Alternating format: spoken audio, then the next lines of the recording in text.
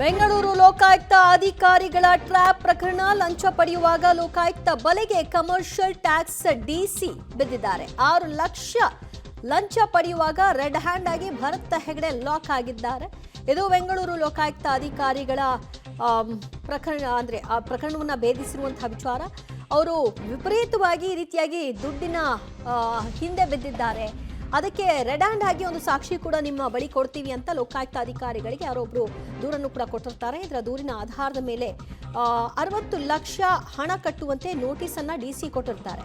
ಲಂಚ ಪಡೆಯುವಾಗ ಲೋಕಾಯುಕ್ತ ಬಲೆಗೆ commercial tax DC red hand ಆಗಿ ಸಿಕ್ಕಿ ಬಿದ್ದಿರ್ತಾರೆ. 60 ಲಕ್ಷದ ಬದಲಾಗಿ 6 ಲಕ್ಷ ಲಂಚದ ಬೇಡಿಕೆಯನ್ನ ಇಟ್ಟಿದ್ರು ಅನ್ನೋದು ಕೂಡ ಇಲ್ಲಿ ಬೆಳಕಿಗೆ ಬರ್ತಾ ಇದೆ. ಲಂಚದ ಆಮಿಷವನ್ನ ಲಂಚಕ್ಕೆ ಡಿಮಾಂಡ್ ಅನ್ನ ಇಟ್ಟಂತಹ ವ್ಯಕ್ತಿಯೇ ಈಗ ಲೋಕಾಯುಕ್ತರಿಗೆ ಈ ಬಗ್ಗೆ ಇನ್ಫಾರ್ಮೇಶನ್ ಕೊಟ್ಟಿದ್ದಾಗಿ ಗೊತ್ತಾಗಿದೆ. ಹಾಗಾಗಿ ಭರತ್ ರೆಡ್ಡಿ ಆ ಸಮಯಕ್ಕೆ ಸರಿಯಾಗಿ ಹಣ ತೆಗೆದುಕೊಳ್ಳುವಾಗ ಲೋಕಾಯುಕ್ತ ಅಧಿಕಾರಿಗಳು ಅವ್ರನ್ನ ಲಾಕ್ ಮಾಡ್ಕೊಂಡಿದ್ದಾರೆ. ಮತ್ತಷ್ಟು ಮಾಹಿತಿ ಕೊಡ್ತಾರೆ ನಮ್ಮ ಪ್ರತಿನಿಧಿ ಸುನಿಲ್. ಈ ಪ್ರಕರಣವನ್ನ ಹೇಗೆ ಹ್ಯಾಂಡಲ್ ಮಾಡಲಾಗಿದೆ, ಏನು ಆರೋಪ ಇವರ ಮೇಲೆ ಕೇಳಿ ಬಂದಿತ್ತು?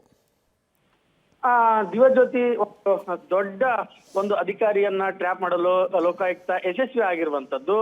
ಈತ ಒಂದು ಹುಬ್ಬಳ್ಳಿಯ ಕಮರ್ಷಿಯಲ್ ಟ್ಯಾಕ್ಸ್ ಡಿಸಿ ಆಗಿರುವಂತದ್ದು ಭರತ್ ರೆಡ್ಡಿ ಅನ್ನುವರು. ಇವರು ಒಂದು ಅಂಕೋಲಾ ಮೂಲದ ಉದ್ಯಮಿಗೆ ಲಂಚದ ಒಂದು ಬೇಡಿಕೆಯನ್ನ ಇಟ್ಟಿರ್ತಾರೆ. ಆ ಉದ್ಯಮಿ ವಿಶ್ವಜಿತ್ ಎನ್ನುವರು ಒಂದು 8 ಟಿಪ್ಪರ್ ಅನ್ನ 2019ರಲ್ಲಿ ಖರೀದಿ ಮಾಡಿರ್ತಾರೆ. ಇದಕ್ಕೆ ಟ್ಯಾಕ್ಸ್ 60 ಲಕ್ಷ ಆಗಿರುತ್ತೆ. ಆ ಟ್ಯಾಕ್ಸ್ ಅನ್ನ ನಾವು ಹೇಗೆ TDS ಅನ್ನ ರಿಕ್ವೆಸ್ಟ್ ಮಾಡಿ ವಾಪಸ್ ಪಡೆದುಕೊಳ್ತೀವಿ, ಅದೇ ರೀತಿ ಈ ಟ್ಯಾಕ್ಸ್ ಒಂದು ವಿಶೇಷ ಯೋಜನೆ ಅಡಿ 38 ಲಕ್ಷಕ್ಕೆ ಇವರು ಅದನ್ನ ಮರುಪಾವತಿ ವಾಪಸ್ ಮಾಡ್ಕೊಂಡಿರ್ತಾರೆ.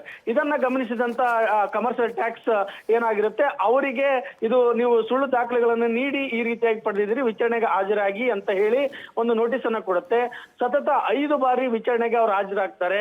ಆ ಒಂದು ಸಮಯದಲ್ಲಿ ಇವರಿಗೆ ನಿಮ್ಮ ಮೇಲಿನ ಕೇಸ್ ಏನಾದ್ರು ವಾಪಸ್ ತೆಗಿಬೇಕಾದ್ರೆ 6 ಲಕ್ಷ ಲಂಚ ಕೊಡಿ ಅಂತ ಭರತ್ ರೆಡ್ಡಿ ನೇರವಾಗಿ ಅವರಿಗೆ ಆಫರ್ ಅನ್ನ ಮಾಡಿರುವಂತದ್ದು. ಸೊ ಮಾನಸಿಕವಾಗಿ ನೊಂದಿದ್ದಂತ ವಿಶ್ವಾಸ ಅವರು ಏನ್ ಮಾಡ್ತಾರೆ, ಬೆಂಗಳೂರು ಲೋಕಾಯುಕ್ತಗೆ ಕಂಪ್ಲೇಂಟ್ ಅನ್ನ ಕೊಟ್ಟು ಇವತ್ತು ಮೊದಲೇ ಪ್ಲಾನ್ ಮಾಡಿದ ಹಾಗೆ 6 ಲಕ್ಷ ರೂಪಾಯಿ ಲಂಚದ ಹಣವನ್ನ ಅವರ ಒಂದು ಕ್ಯಾಬಿನ್ಗೆ ತೆಗೆದುಕೊಂಡು ಹೋಗಿ ನೀಡಿರುವಾಗ ರೆಡ್ ಹ್ಯಾಂಡ್ ಆಗಿ ಲೋಕಾಯುಕ್ತ ದಾಳಿ ಮಾಡಿ ಅವರನ್ನ ಈಗ ವಿಚಾರಣೆಗೆ ಒಳಪಡಿಸಿರುವಂತದ್ದು. ಈಗ ಸದ್ಯ ಒಂದು ಹುಬ್ಬಳ್ಳಿಯ ನವನಗರದ ಕಮರ್ಷಿಯಲ್ ಟ್ಯಾಕ್ಸ್ ಮುಖ್ಯ ಕಚೇರಿಯಲ್ಲಿ ಈ ಒಂದು ಎಲ್ಲಾ ಒಂದು ಪ್ರಕ್ರಿಯೆಗಳು ನಡೀತಾ ಇರುವಂತದ್ದು.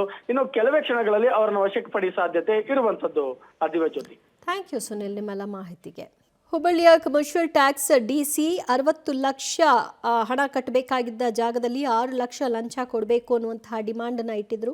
ಆ ಡಿಮಾಂಡನ್ನು ಯಾರಿಗಿಟ್ಟಿದ್ರು ಆ ವ್ಯಕ್ತಿ ಲೋಕಾಯುಕ್ತಕ್ಕೆ ದೂರನ್ನು ಕೂಡ ಕೊಟ್ಟಿದ್ರು.